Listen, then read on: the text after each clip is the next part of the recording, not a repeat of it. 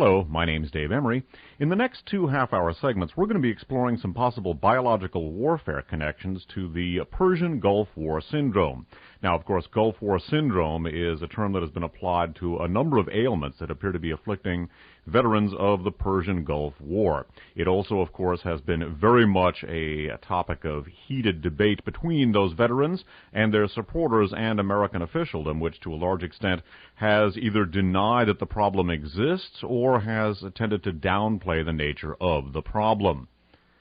It is a matter of public record and was discussed in a two-part series entitled Kamel Hussein and the Watergate Scandal that the United States and other Western countries had a great deal to do with the arming of Saddam Hussein. Many of the weapons that Saddam Hussein and Iraq eventually acquired were utilized by Saddam and Iraq in the Persian Gulf War.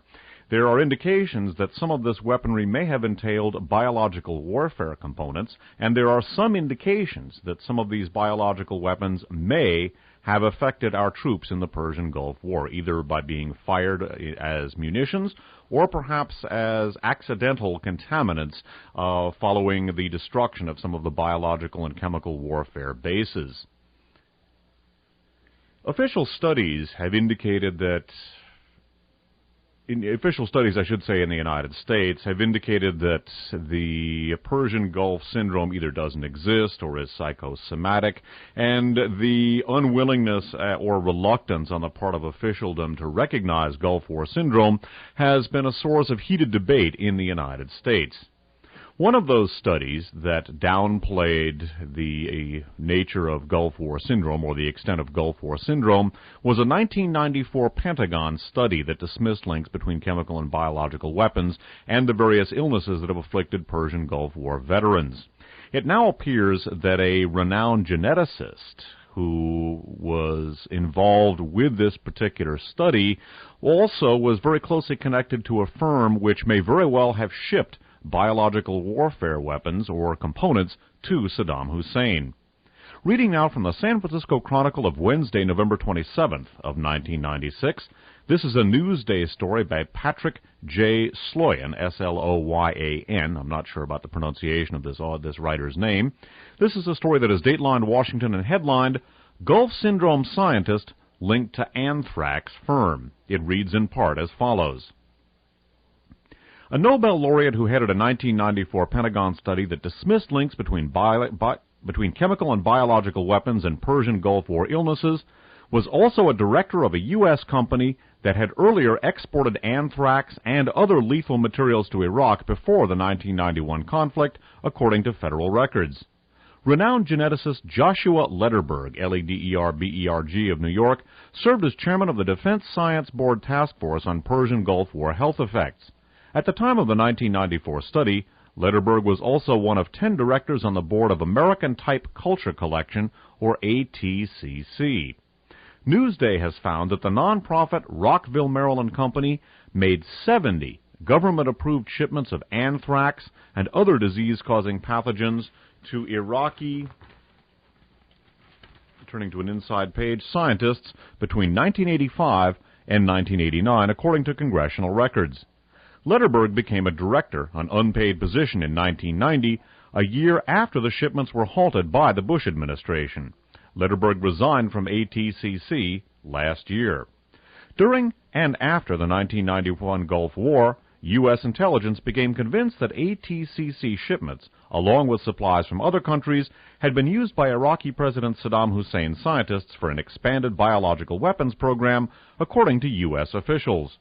A U.S. official who spoke on condition of anonymity said ATCC products, designed for research, were ideal for growing tiny samples into wartime stocks. Quote, they, ATCC, were not the only source, but they made a contribution, unquote, to the Iraqi weapons program, the official said. For the Bush administration, those Iraqi biological weapons were the, quote, nightmare scenario, unquote, of the 1991 Gulf War, a potential Scud rocket warhead filled with anthrax attacking Tel Aviv, prompting an Israeli nuclear counterattack on Baghdad. More than 150,000 frontline U.S. combat troops got anthrax vaccine injections, according to Desert Storm records. Despite the wartime fears, UN Special Commission investigators in Iraq have found no evidence that Baghdad used biological weapons or even succeeded in developing the pathogens into usable battlefield munitions. Well, there are, in fact, indications that some of these biological weapons were developed into useful battlefield munitions, and there are even some indications that some of those munitions may have been deployed. One of the types of pathogens that apparently was made into a successful munitions-capable device was apparently a toxin known as aflatoxin derived from a fungus which, when deployed in munitions warheads, can produce a liver cancer causing, well, basically will produce liver cancer over a period of time. Now, this is not a fast-acting weapon, but rather one that acts over a period of time, but there are indications that these munitions were developed. Please note also the potential conflict of interest role of Joshua Lederberg in sitting on, being affiliated with that Pentagon study and in sitting on the board of ATCC, not an altogether disinterested party with regard to Gulf War syndrome. Research credit on the following article goes to a listener. This is from the Oakland Tribune of Thursday, October 17th of 1996. This is a London Observer Service article, dateline London, and headlined, Saddam's arsenal had time bombs for liver cancer. The article reads, Saddam Hussein's arsenal of weapons of mass destruction included biological bombs that would have caused liver cancer in their victims many months after they were detonated, it has been revealed. And the UN Security Council was told this week, there's no guarantee that, quote, cancer time bombs, unquote, have all been destroyed. UN officials overseeing the dismantlement of Iraq's non-conventional weaponry are mystified about the military purpose of the weapons, which are filled with aflatoxin. This is a toxin associated with fungal contaminated food grains that had been considered non-lethal but were known to induce liver cancer. In August, the CIA published a report on Gulf War syndrome, the disorder suffered by Gulf War veterans who suspect chemical or biological weapons as the cause. It said that, quote, with the possible exception of aflatoxin, all declared Iraqi biological agents were intended to cause rapid death or incapacitation, unquote. I would interject, we're going to take a look at information indicating that this is not the case, but let's proceed with this account. The report noted, again quoting, the only documented effects of aflatoxin in humans are liver cancer months to years after it is ingested, and symptoms, possibly including death, caused by liver damage from ingestion of large amounts, unquote. UNSCOM, the UN Special Commission dismantling Saddam's superweapons, assesses that Iraq looked at aflatoxin for its long-term carcinogenic effects, and the testing showed that large concentrations of it caused death within days, unquote. A UNSCOM report to the United Nations in October of 1995 said Iraq began studies on aflatoxin in May of 1988 at its Al Salman facility, where the toxin was produced by the growth of the fungus Aspergillus in 5.3 quart flasks. Now, please note not only aflatoxin but Aspergillus. We're going to come back to these in just a few minutes. In 1989, aflatoxin production was moved to a facility at Fudaliya. Here, between the spring of 1990 and December of 1990, a total of about 481 gallons of toxin in solution was produced. Trials using aflatoxin warheads in 122mm artillery rockets and R-400 aerial bombs were conducted in November of 1989, May of 1990, and August of 1990. Iraq's arsenal at the time of the Gulf War included 16 R-400 aflatoxin bombs and 2 aflatoxin warheads for enhanced Scud missiles. In total, said UNSCOM, Iraq produced 572 gallons of concentrated aflatoxin, of which 410.8 gallons were filled into munitions. There's no evidence that Iraq's aflatoxin weapons were used, or that their contents were released into the air by mistake or as a result of bombing by the Gulf War allies. Well, I would point out that in an excerpt of an interview with Dr. Garth Nicholson, who along with his wife, Dr. Nancy Nicholson, has done some seminal research on Gulf War syndrome, we're going to be hearing, and this will take place in the next half-hour segment, that a great many of the Persian Gulf War veterans who have died of strange diseases have died of strange cancers. So again, I think there's more research to be done into the possibility of cancer toxins, and their either accidental or deliberate deployment against U.S. troops during the Persian Gulf War. As noted in the earlier San Francisco Chronicle article and in other broadcasts that I've done about the so-called Watergate Scandal, namely the arming by the United States and other Western nations of Saddam Hussein, giving him his military capabilities and in particular his weapons of mass destruction capability. And again, there's a two-part series about that, dealing with Kamel Hussein, Saddam Hussein's brother-in-law, and his role in obtaining weaponry from the West. That is available from Spitfire, and I'll give the address, etc., at the end of this half-hour segment. One of the interesting things about the aflatoxin and the fact that it comes from aspergillus is that aflatoxin, aspergillus, and their effects in inducing liver cancer were the focal point of research that was being conducted by a number of institutions whose research may very well have been involved in the foundational research that ultimately led to the development of AIDS. This may appear to be utter madness to the uninitiated. Suffice it to say that for many years now I've done work about AIDS and the possibility that it stems from the application of genetic engineering to biological warfare. There's a remarkable recent book that I've dealt with in a number of broadcasts. It's entitled Emerging Viruses, subtitled AIDS and Ebola, Nature, Accident, or Intentional. The book was authored by Dr. Leonard G. Horowitz and is published in hardcover by Tetrahedron, copyrighted 1996. Tetrahedron is Tetrahedron, one word. And a little more about how to obtain this book. First of all, there's an 800 number that people can call in order to obtain the book. That's 800-336-9266. That's 800-336-9266. You can also reach Tetrahedron at Post Office Box 402, Rockport, Massachusetts, 01966. Once again, that's Post Office Box 402, Rockport, Massachusetts, 01966. And the 800 number again, 800-336-9266. We've not got time to even begin to do justice to Dr. Leonard Horowitz's remarkable book, Emerging Viruses. I've dealt with this in other broadcasts, and we'll be dealing with it again in the future.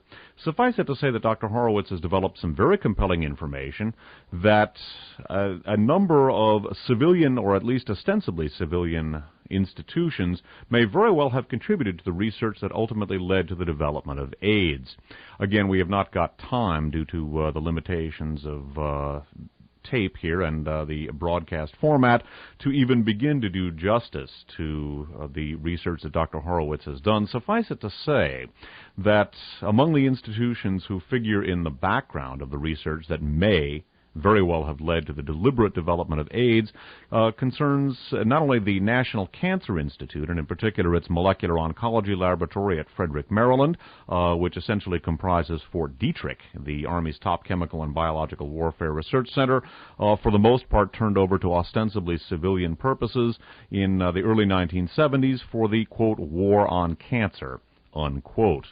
Another of the institutions that looms large in the foundational research that may very well have led to the development of AIDS is an organization called the IARC, or the International Association for Research into Cancer. The NCI, the IARC, and also Lytton Bionetics, and Merck Incorporated, that's MERCK, all institutions with very strong connections to biological warfare research, were deeply involved in a number of lines of research in the late 60s and early 1970s, including research into hepatitis B and various esophageal cancers. In Africa, they also were doing research into liver cancer. Among the interesting aspects of this research is that the cancer research and hepatitis B research that was going on focused almost exclusively on black Africa, whereas these are diseases that are found all over the world. Again, we haven't got time to do justice to this research due to the limitations of time. Suffice it to say, however, that aflatoxin, again, the liver cancer-inducing toxin that Saddam Hussein appears to have had some of, and the aspergillus fungus from which it is derived were two of the major focal points of some of the research and of the research institutions that may very well have been involved with the foundational research that led to the development of AIDS. Turning now to emerging viruses by Dr. Leonard Horowitz, we read of the NCI and the aforementioned IARC, again the International Association for Research into Cancer.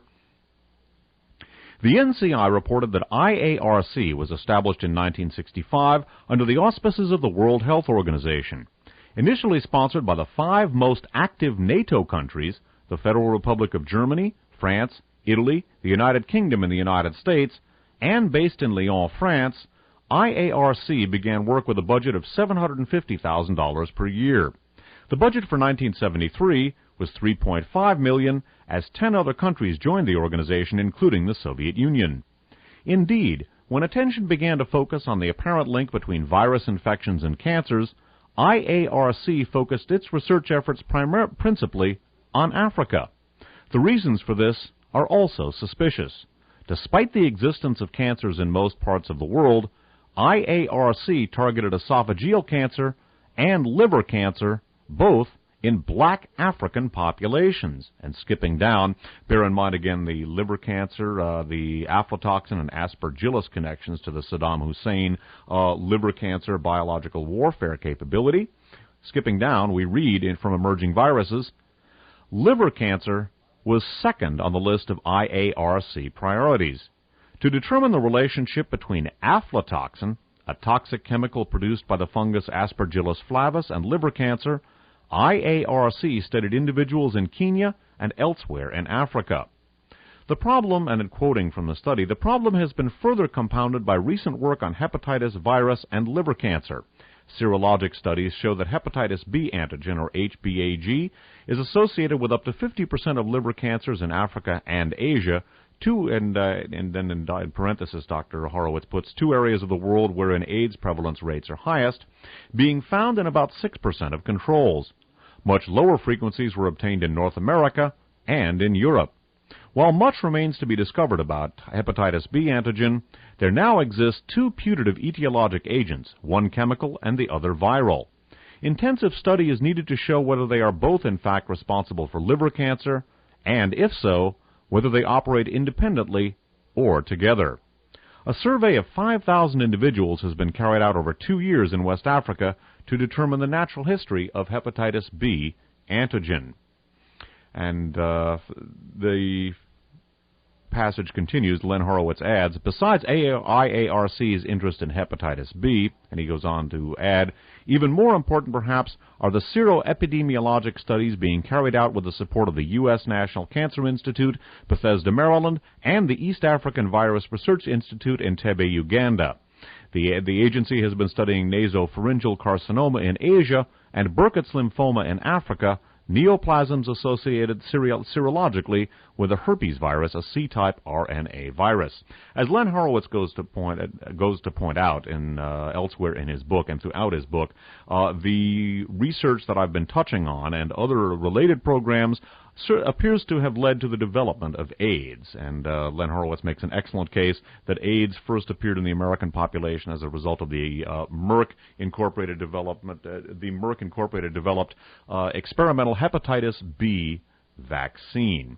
The point being here that the aflatoxin aspergillus fungus liver cancer connection was one of the elements that turned up in the foundational research that, according to Dr. Horowitz and others, may very well have led to the development of AIDS, and it certainly appears to have figured in the background, or not in the background, but in the foreground of Saddam Hussein's biological warfare component as well. Whether or not some of those liver bombs or some of those cancer bombs have led to some of the strange cancers that Gulf War veterans have been dying of remains to be determined.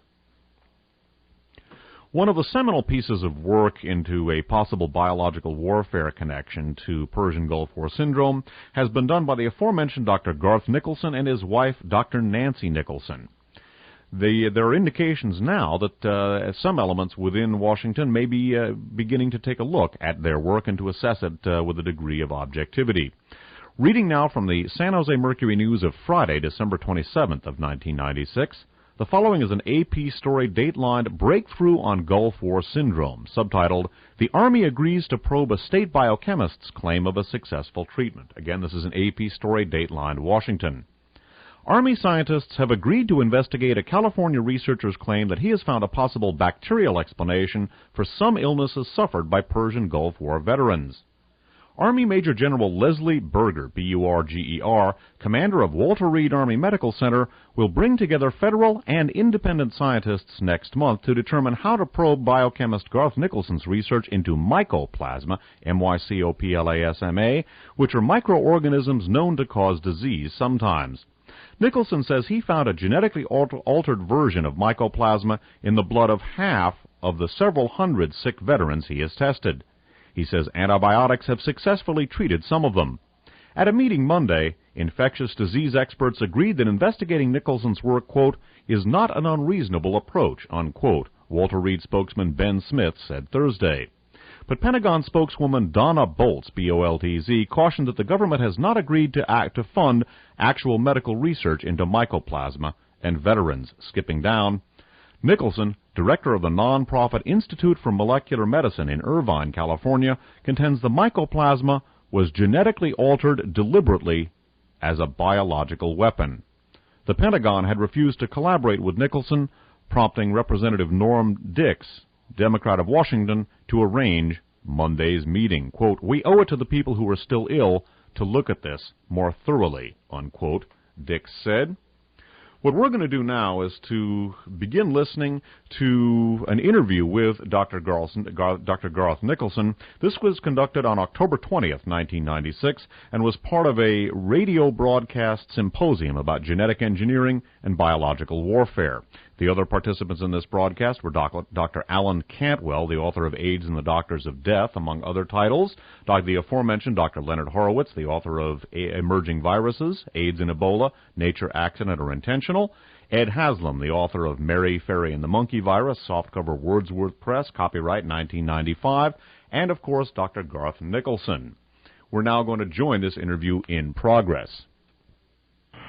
And it's my pleasure to introduce a fourth guest this evening. This is Dr. Garth Nicholson, who, along with his wife, Dr. Nancy Nicholson, has done some very important and fascinating research concerning a possible biological warfare component to the Persian Gulf War syndrome. Dr. Nicholson, welcome to our program. Well, it's a pleasure to be on. Dr. Nicholson, along with your wife, Dr. Nancy Nicholson, you have been doing research into some of the causes of Persian Gulf War syndrome, something that's very much in the news these days. And in some of the papers you've written, you've attributed that syndrome to a number of different causes, including an organism called a mycoplasma. Could you tell us a little bit about what a mycoplasma is and what makes this particular mycoplasma special and how you came across it? Well, it's a very simple microorganism, very similar to a bacteria. It's not very complex in terms of the biologic systems that we normally deal with, but it's more complex than a virus. So it has genetic information in it, and what we've found is that in about 1/2 of the Gulf War illness patients that we've looked at, there's a very unusual type of microorganism, a mycoplasma, found deep inside their white blood cells. And this unusual form of mycoplasma has an inserted gene in it from the HIV-1 virus, the AIDS-causing virus. And it's very interesting because the gene that we found in it is exactly the type of gene that you'd put in this if you wanted to make a biologic weapon. Because this is the gene that encodes an envelope glycoprotein called GP120, and this is the component that's a receptor that allows this microorganism, we think, to attach to cells and enter cells, just like the AIDS virus enters your cells. Now, Dr. Horowitz has written about the mechanism by which the virus enters the cells as well. Could you tell us a little bit about how this, it was explained for the layperson, how the HIV or this apparently genetically engineered mycoplasma enters the cells? Well, we think it uses a variety of receptors, mainly a receptor complex called the CD4 receptor complex. And it attaches to this and then is taken in what's known as an endocytotic vesicle inside the cell. And then it gets loose from that, and then the genetic information gets into the cell and goes into the nucleus, essentially, eventually. And that's basically how it enters. It's much more complex than that, but I think for your listening audience, that will suffice. So in other words, this mechanism, which is on this mycoplasma, actually enables the organism to enter into a cell's wall. Well, that's what we think. We think it allows it to penetrate inside the cell, and that's what makes this particular microorganism so insidious, because once it's in the cell, it can use its metabolism, more or less, to poison the cell, and this causes a tremendous amount of problems. And also, when it divides inside the cell and is released eventually from the cell, it can take a little piece of membrane with it, and this sets up kind of an immune response against self. So it actually can trigger an autoimmune response, and we often see in these Gulf War illness patients very unusual autoimmune symptoms, very similar to MS, ALS, Graves' disease, for example, lupus, but they don't have these rare genetic diseases. In fact, we see some symptoms, combination of different diseases in the same patient. And all of these seem to go away when we treat with the appropriate antibiotics. So we don't think that these soldiers really had these unusual genetic diseases. We think that the mycoplasma may have caused these signs and symptoms which mimic these genetic diseases. And in an historical element, how did you first come across this organism? Well, we got involved in this because our stepdaughter was served in Operation Desert Storm. She was a crew chief on a Black Hawk helicopter involved in the deep insertions into Iraq. And when she came back, she slowly came down with a chronic illness that we couldn't explain. It was very unusual, and there were so many different signs and symptoms. There were 30 or 40 different signs and symptoms, and then we slowly started to get it, and we noticed when we called around to several of our colleagues and so on that not only did they have the disease, but also their family members were starting to come down with it. So we knew that we weren't dealing with a chemical weapon. We were probably dealing with a biologic weapon that she'd picked up in Operation Desert Storm. Now, we traced this down just by going through these complex signs and symptoms, going back through the medical literature, trying to figure out what it might be. And we ruled out a lot of different diseases which are more acute in nature, tried to settle on some of the chronic illnesses and what they might be caused by, and then we finally settled on mycoplasmas as a possibility. And sure enough, when we did the genetic testing, that's exactly what we found. In your opinion, how did these troops become infected with this, or are you in a position to say? Well, we've actually, in our testimony to the U.S. Congress, we've stated that there are 4 possible ways in which they were exposed. The first is that some of them may have gotten contaminated vaccines, and mycoplasmal contamination of vaccines is not uncommon because often they're made in animals, and animals are just as susceptible to humans in picking up these mycoplasmal infections. The second is that there were certain areas in the desert which we call exclusionary zones, in which the Iraqis may have actually placed chemical and biologic weapons, both by spraying them and by releasing them. And the military intelligence units that were deep in Iraq ran across some of these areas, and they found that everything human and animal was dead in these areas. And so that's the second way. And the third is a more popular notion now, although when we presented it, it really did not receive any press at all, and that's the blowback from destroyed bunkers and factories which contain chemical and biologic weapons. And as you know, the press has picked up on this recently, and now they've indicated that it's very likely that at least 15,000 soldiers were exposed to nerve agents and other chemical agents when they blew up these bunkers, but that's just the tip of the iceberg. In fact, they blew up hundreds of these bunkers and also a variety of different factories as well that had the biologic agents and chemical agents. And these could have been blown back across our lines because the prevailing winds during the time of the conflict were from northeast to southwest. So this would have carried all these agents back across our lines. And they would have been diluted, so they're probably in low level, and that would have explained why there weren't large number of immediate signs and symptoms on the battlefield. It took some time after they returned home.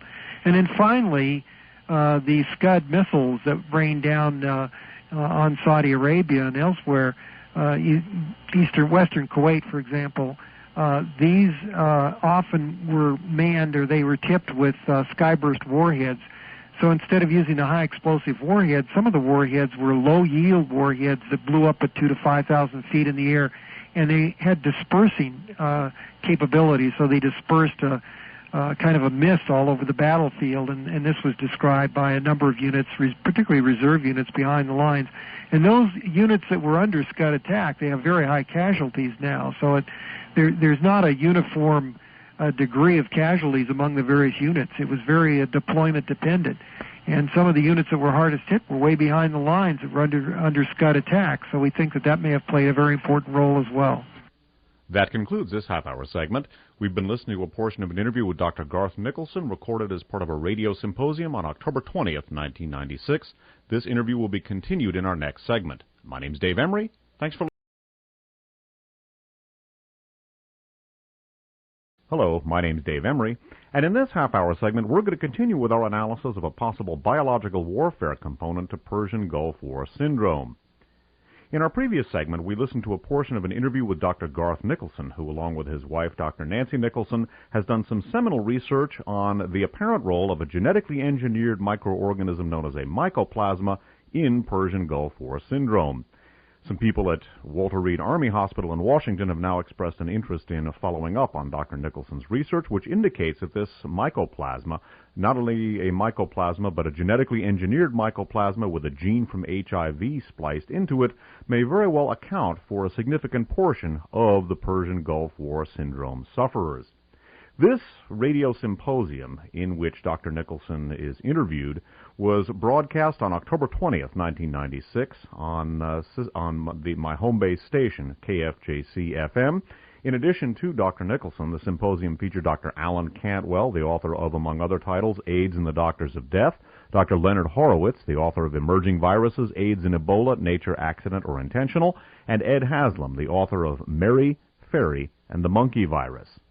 We're going to continue with the interview with Dr. Garth Nicholson. This interview was begun in our previous half-hour segment, and again, this deals with an apparently genetically engineered mycoplasma. Dr. Nicholson, with regard to this this mycoplasma, now, am I incorrect in assuming that you believe it was genetically engineered? Well, we think it was modified by insertion of specific genes to make it more pathogenic. That's the only logical explanation, because we don't find any of the other HIV-1 genes present in the organism. We only find the envelope gene, and we've looked for some of the other genes. Now, if this were an organism that, say, had picked up an HIV-1 virus, you'd expect to find at least traces of some of the other genes, but we can't find any. So it's a very suspicious finding. It's a very suspicious result, and it suggests that this thing may have been modified to make it more pathogenic. And by the way, that's exactly the gene, of all the genes in the HIV genome, that's the gene that you would use if you wanted to weaponize this microorganism. So it's very suspicious, and we strongly suspect that it was modified in the laboratory. Do you believe that this organism may have been utilized in any of the perhaps experiments in the United States? We've been talking about the inoculation of people in institutions for people who were, quote, mentally retarded, unquote, and the use of various captive populations for experimentation. Do you believe that perhaps this organism might have been tested on people or institutions in the United States or elsewhere? Yes, I do. We have some evidence that it may have been used in the United States before Desert Storm. In fact, we've been working with several groups of prison guards and their family members. And these guards and their family members had come down with Gulf War illness before the Gulf War, and this has now been certified by environmental physicians who've carefully examined them, and they've indicated, yes, they did have all the signs and symptoms expected for Gulf War illness, only they had it before the Gulf War. And it's interesting that the units, particularly in Texas, where we have the most information, that these guards served at were units that were taking part in experimental testing programs under DoD-sponsored vaccine development. And we strongly suspect that some of these things may have been tested in the prison population, and then the guards picked them up because they are contagious, and then their family members picked them up. And so when we were working with these groups of guards and their family members, we found that they not only had the same microorganism but with the same inserted gene, but they recovered the same after the antibiotic treatment with doxycycline, azithromycin, ciprofloxacin and other antibiotics that we've used. And a lot of their signs and symptoms, they had these very unusual neurologic signs and symptoms with a lot of neuropathies and so on, and that all went away with successful treatment, just like we found in the soldiers. So we not only found the same organism, but it responded the same way to antibiotics, and these people are getting better now. So this was very suspicious since it went on before the war. Now, it's common knowledge to those who are familiar with national security affairs and also the underlying history of the Persian Gulf War and Saddam Hussein's weapons buildup that basically his armaments came from the West as a result of covert operations which channeled his munitions of various types, including weapons of mass destruction, nuclear, chemical, biological. Do you think it would be reasonable to equate that apparent use of this organism in tests on prison populations in the United States with its presence in the Persian Gulf War and it turning up in U.S. troops and the clandestine weapons, clandestine arming of Saddam Hussein? What I'm really driving at here is, do you think that the organism which wound up in U.S. troops may have originally come from us? Well, I think that's a very good possibility. And, of course, some of the evidence that the United States supplied the Iraqis with biological weapons comes from the Senate Banking Committee. Senator Regel's committee had documented the transfer of, at the time, they considered dual-use biologic agents, such as anthrax, botulism, so on and so forth. These agents, bacterial for the most part, are known to be useful for biological weaponry. And we think the Iraqis probably developed some of this for their own biological weapons programs. They had a number of experts in institutions in Iraq that were capable of doing this type of research. And as a matter of fact, at the University of Baghdad for the last 22 years, they had a Mycoplasma unit. And in fact, practically all the members of that unit were trained here in the United States. And some of them trained in U.S. Government laboratories like at Plum Island.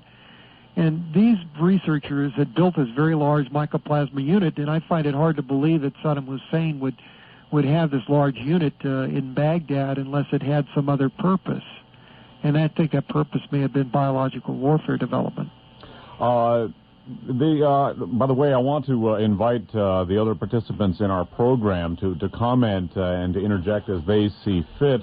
I know that we have an article here from the Oakland Tribune talking about, this is from the Oakland Tribune of Thursday, October 17th, talking about Saddam's arsenal had time bombs for liver cancer. And this is obviously, I'm not familiar with the genesis of liver cancer. One of the things that I would like to eventually get into as our participants see fit, and that is some discussion not only of this mycoplasma, but Alan Cantwell, you have developed research indicating a cancer microbe. Now, not a virus, but another type of organism. Yeah, Dr. Nicholson, Alan Cantwell here. I think you might be familiar with my research, particularly in Kaposi sarcoma, showing bacteria in the tissue, which seem to be perhaps cell wall deficient bacteria that can be seen microscopically. I was just curious. And this cancer microbe concept, which I know is anathema to the medical profession, certainly this cancer microbe, according to people who have studied it, has a mycoplasma type phase. I was curious if you thought this could be in any way related to the kind of bacteria that have been associated with cancer. Well, it might be. Of course, in AIDS patients, as Montagnier has found, this same type of microorganism, Mycoplasma fermentans incognitus, seems to be present in almost half of the terminal AIDS patients, and it seems to be causing a lot of the morbidity in AIDS. And so I think it could just be another example of what happens when somebody gets riddled with an illness. They pick up some of these infections, and we don't know exactly in the case of cancer whether there's a cause and effect or whether it's a cofactor.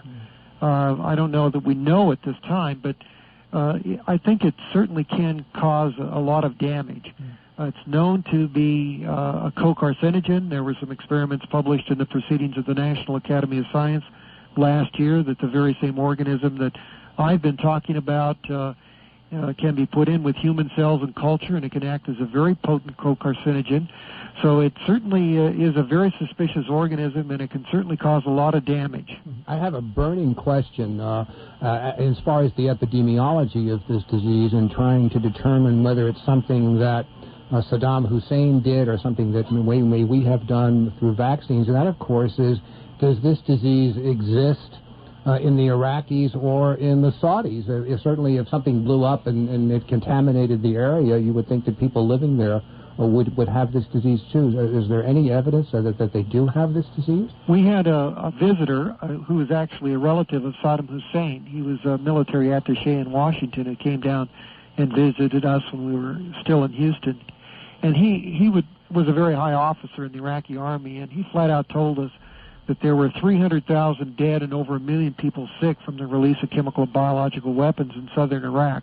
Now, we have no way to confirm what he told us, but it was quite dramatic and quite shocking. Some members of my laboratory have actually called around to various clinics in Jordan, Kuwait, Saudi Arabia, and contrary to the official stand, that is the official line from the ministries of health of these countries, when you talk to people in the clinics, they tell you that 15 to 20% of the entire population of these countries, that is the countries surrounding Iraq, are now riddled with Gulf War illness. So it is in the populations. We think that it's probably going to spread. It's going to spread all around, eventually around the world, unless we recognize it and do something to combat it. Why do you think the media is silent about this possibility?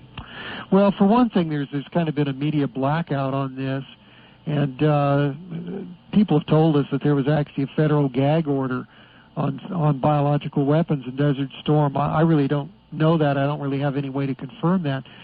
But they've always acted a little bit suspicious to me, at least the mainstream media, because they get quite interested in the story, and then they tell me, well, the people upstairs told me to lay off the story or whatever, and that's always kind of suspicious. That the press is really very manipulable in this country. It's surprising.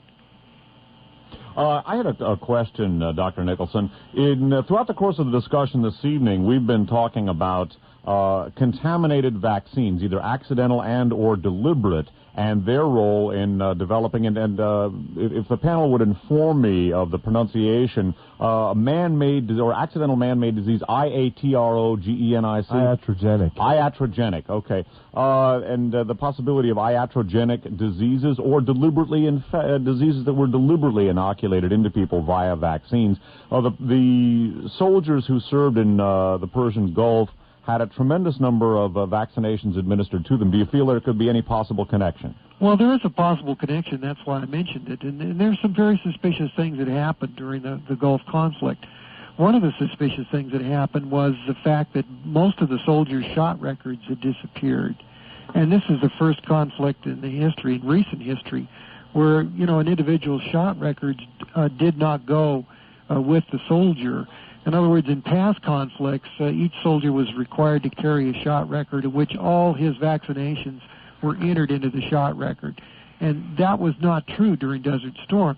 There were a lot of units that were lined up and told that if they didn't receive a vaccination, sometimes as many as 13 in one day, that they'd be court-martialed, or even in one case, they were told they'd be taken out and shot.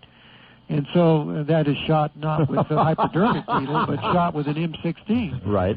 So there were a lot of suspicious things that happened, and we have no way of knowing, because we can't, of course, get our hands on any of these lots of vaccines to actually test them. And now, underscoring once again, the records of the vaccines that these soldiers received are no longer available? Well, they weren't available at the time for some reason, and in fact, in talking to some of the nurses that were trying to enter some of this information in the shot records, they were told by officers to stop doing it, and if they didn't stop, they'd be court-martialed. Any thoughts about why that may have happened? Obviously, that to a savvy observer of national security affairs, that suggests that there was something to hide. Well, there were some comments from various people that various experimental vaccines were being used. Some were called recombinant vaccines, and of course now they're denying it. But yet, I've talked to individual officers who claim that they were flat out told that they were getting recombinant vaccines, and then it was later denied that anyone received recombinant vaccine. So, we just don't know, frankly. We don't know what happened, and they're not being honest with us about what did happen. Just 1 second. Garth, this is Len Horowitz. I was just going to ask you, you might comment on what the possibility was for vaccine recipients, contaminated vaccine recipients, to have had subsequent immune dysfunction or immune suppression, which, followed by chemicals and or drug interactions might have caused some of the symptoms. Well, of course, a lot of the signs and symptoms that Gulf War illness patients have are really overlapping with a variety of different conditions, and so that makes it difficult to ascribe an illness to a particular cause. And they were exposed to a lot of chemicals. It was a very polluted battlefield. They were exposed, of course, to vaccines that they did not receive in proper sequence. In other words, they often received an initial vaccination and several boosters all in the same day, which is absolutely against all the protocols for vaccination. And when one does this, there is a chance that even attenuated vaccines can become a real infectious agent. And, often the first type of vaccine you get will be a thoroughly killed vaccine, but sometimes they use attenuated versions later on where they'll give an attenuated partial live vaccine as a booster. But if you get it all at once, you're not capable of handling that booster, and that can turn into an infection instead of a vaccine. So that's, a possibility, although we really don't know enough about the vaccines that they used, and that's a major problem. Ed Haslam, do you have any thoughts or questions for Dr. Nicholson as you listen to this discussion? Oh, I've been listening carefully, and it just, it just reinforces the point. Once you've created these things, who do you put in control of them, and what system of supervision do we have on top of it? I mean, I don't really have any questions for him. I'm just sitting here scratching my head, and here we go again. Well, one of the things that comes to mind as I listen to this, much of the discussion that we have engaged in concerning either the iatrogenic or deliberate infection of people with apparently genetically engineered diseases, and we've kicked around AIDS, we've kicked around a soft tissue cancer epidemic that Ed Haslam has come up with in his book, Mary, Fairy, and the Monkey Virus. We've talked about Ebola, we've talked about Marburg, possibly also some of the factors figuring into chronic fatigue syndrome and other things.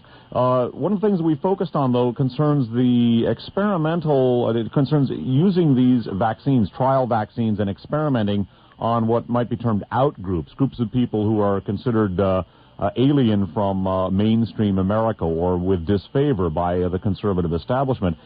Yet here, whatever the possible means of infection of the troops, we're seeing, in essence, the flower of American youth and maybe the essence of American patriotism, namely the armed forces, being afflicted by some of these organisms. And so I think for those who, simply as a moral lesson or as a sociological lesson, I think for those who might be inclined to sit back and take a passive response to these, figuring, oh, well, I'm not black, I'm not gay, I'm not a junkie, I practice safe sex, and so I'm a nice little yuppie puppy with my one eye on my credit rating and the other eye on the door, and I don't give a damn, and it's not going to happen to me. People might want to think again, because as I like to say on this program, in a political context, which now has a very sinister medical meaning, what goes around comes around. Well, I think that's certainly true, and we're seeing it in the families of the soldiers that came back. And there are some reports on certain military bases that the school systems are now riddled with chronic fatigue-like signs and symptoms. And so it is beginning to spread. I think this is the real danger as part of any of these sorts of things. You cannot contain a biological. So these experiments, and I think there have been experiments going on for years, are uncontainable. And when they get loose, you cannot stop them. And that's what we're seeing, I think, over and over again. And you'd think these powers that be would learn their lesson on this issue, and they haven't learned it yet. With AIDS, Dr. Nicholson, this is Alan Cantwell again. With AIDS, even though we did not know what caused AIDS from the very beginning, the government very clearly stated, the health authorities, that this disease was sexually transmissible, very possibly, and that there was a possible danger in the sexual arena. Now, here you tell us that we're dealing with a disease that not only is communicable, perhaps airborne, but... It is airborne. It's an airborne pathogen. But also a disease that may be sexually transmitted. Have these veterans, soldiers, been given any kind of medical advice from any government officials regarding sexuality? No, they haven't. How do you explain that? Well, I think that they're trying to cover this all up. That's my feeling. There's no other way to really explain it, is that they do not want this information to be known, and they're willing to sacrifice 100,000 soldiers, their family members, to keep this quiet. You know, Dr. Nicholson, you made a very interesting comment that they haven't learned their lesson. And my question is, I guess, to all of us here, is do they want to learn the lesson? And what I bring to forth is the fact that they knew, the FDA and the powers that be knew as early as 1962 that the Salk-Sabin vaccines were contaminated, and as late as 1972 we have Freedom of Information Act documents that show that the oral polio vaccine, for instance, they knew was still contaminated, to this very day remains contaminated with monkey virus genes, cytomegalovirus genes, herpes virus types genes. Now, why, if they know this, do they continue to allow this to be, other than, and I'm just going to pop the theoretic question, this issue of population control, intentional reduction of human lives? By the way, we might want to bring in, too, in that context, Lanrado, you came across a terrifying, by way of what goes, of amplifying my what goes around comes around theme, you came across a terrifying study of recommendations for the U.S. population control. Indeed. There was, you know, that you, Dave, I'm sure you, Garth, and Alan, and Ed, you all get photocopies of things people send you now all over the country. Well, about several months ago, somebody faxed me a sheet out of the July 1995 issue of the Council on Foreign Relations magazine, which was a plea to council members to recognize the urgent need to reduce the United States population by 55% down to 1947, 1948 levels. And so, again, what concerns me as somebody who's looked into the social political background, the milieu, as Dave, you mentioned it, and I find that it was A, Henry Kissinger, who ordered the development of these types of viruses, B, brought Erich Traub, Hitler's top biological weapons developer, over to the United States, C, was placed in that position by Lawrence Rockefeller, D, Lawrence Rockefeller sat on the board of the Sloan Foundation, which funded much of the research in this area. D, he sat on the board of the directors of the New York City Blood Council, the blood bankers who allowed the blood, contaminated as it was, they knew it, to be shipped because they didn't want to spend a lousy $150 million to clean it up. And he also advised Merck Company. Exactly, and so did Henry Kissinger, was a major consultant to Merck, Sharp and Dome.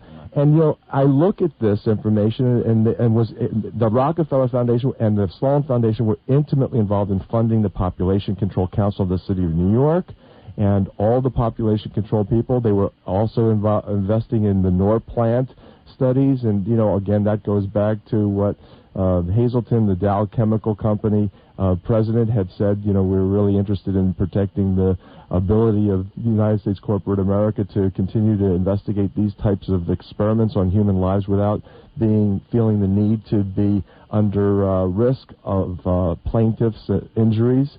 So it's like, to me, I look at this and I go, well, maybe they didn't want to learn the lesson because it's not a lesson that's out of their agenda. Any comments? Yeah, well, I got a comment on that, and Len, I think that's very close to the bone in a lot of situations. What I see going on here that is similar to this laboratory in New Orleans in the early 1960s that I've been investigating is the misuse of national security in order to cut off public debate or to hide political accountability. And it kind of reminds me of a quote that Jim Garrison said, if the war powers refuse to be questioned about such actions, such as killing the president or running these type of medical things, then perhaps we should stop pretending that this is a government of the people. I mean, where is the public debate about whether any of these things are on the agenda or should be on the agenda of the United States? Well, part of the issue is the fact that it is like you're looked at like a lunatic, except really for the Christian right. Nobody has embraced the notion that there is this thing called a New World Order. Meanwhile, there's no secret. It's incredible. The fact is the mainstream media doesn't want to talk about Henry Kissinger's 1955 Harvard PhD thesis, which was called The Meaning of History, which clearly reflects the contemporary evolution of this New World Order. Beyond that, I would just add that international fascism, if one really studies the bedrock factors behind World War II, one finds massive and profound collusion between many of the same corporate interests, the Rockefeller interests, for example, such as Standard Oil, the Chase Manhattan Bank, and many others, and the fascist powers of Europe. New World Order and the New Order were terms Hitler used explicitly. Yeah, it's interesting. Backtracking very briefly, and we're going to have to wrap things up here in just a couple of minutes. I want to get maybe a closing statement, sort of a summary statement from each of you, as well as, by the way, information for listeners as to where they can get more information about your books, articles, etc. Dr. Nicholson, backtracking very slightly, you've been talking about family members of Gulf War veterans getting these diseases. I believe also in some of your literature you mentioned that VA hospital physicians are getting them. That's correct. We're getting, for the first time now, telephone calls from nursing and physician staff members in Veterans Administration hospitals and military hospitals that are coming down with this because they work in Gulf War illness referral units. How many GIs have died, do you think? Well, the estimates, and we don't have hard numbers on this, are between 12 and 15,000. Yeah, these are veterans who've died of Gulf War syndrome? Well, these are veterans who've died of unusual diseases since Operation Desert Storm. And by the way, there are a couple thousand of those that have died of cancers, and there are a lot of very unusual cancers represented.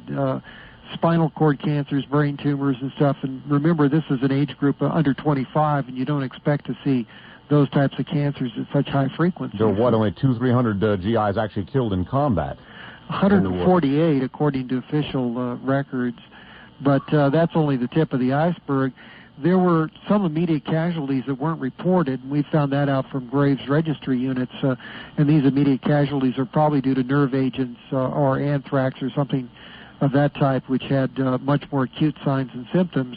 And they were, by the way, taken away, and often their dates of death were changed from what we heard. So they were doing a lot of very funny things during Operation Desert Storm, and if people found out about it, I think they'd be really shocked. Again, by way of underscoring that it's not just outgroups, it's not just blacks, gays, drug users, hemophiliacs, or people on the periphery of society, or viewed with disfavor by the right-wing or conservative establishment that are exposed to this, that again, what goes around comes around.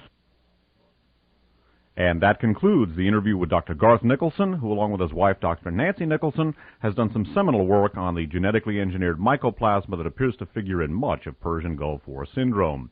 This interview with Dr. Nicholson was part of a broadcast radio symposium about genetic engineering and biological warfare, featuring Dr. Alan Cantwell, the author of, among other titles, AIDS and the Doctors of Death, Dr. Leonard Horowitz, the author of Emerging Viruses, AIDS and Ebola, Nature, Accident, or Intentional, Ed Haslam, the author of Mary Ferry and the Monkey Virus, and Dr. Garth Nicholson.